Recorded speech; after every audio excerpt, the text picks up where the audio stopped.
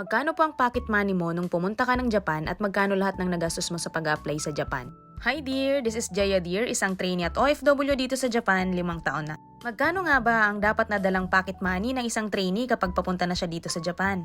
Sa totoo lang, hindi mo naman na kailangan magdala ng pocket money kapag papunta ka na dito sa Japan. Kung ikaw ay isang trainee na pupunta dito, hindi mo na kailangan magdala ng pera. Pagdating mo kasi sa training center, bibigyan ka na agad ng allowance. Pagkadating ng mga trainee sa training center, isa yung allowance sa pinakaunang binibigay dito. Sa experience ko, pagkadating namin sa training center, ang binigay sa amin na allowance ay 85,000 yen. That was 5 years ago and mataas pa yung palitan noon, so nasa 40,000 pesos yon. Hanggang ngayon naman, 85,000 yen pa rin yung natatanggap ng mga trainees ayon sa mga bagong nakakausap ko. Hindi ko lang alam sa mga iba ha. Pero nung umalis ako sa Pilipinas dati, naalala ko, nagdala ko ng 1,000 yen. Pambili lang sana yun ng maiinom, pero hindi ko rin naman nagawa. Pagdating kasi namin sa airport, mayroon na agad kaming sundo at nagmamadali na rin kaming makaalis.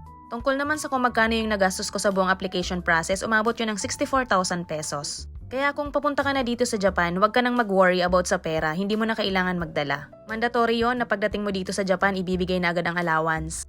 Pero I suggest, magdala ka ng kahit mga konting groceries galing dyan sa atin. Medyo mahirap din kasi makapag-adjust sa mga pagkain na available sa training center. At hindi rin pare-parehas ang sistema sa mga training center, may iba nakakalabas agad, yung iba naman hindi. Good luck dear, sana nagkaroon ka ng idea. Salamat sa panonood!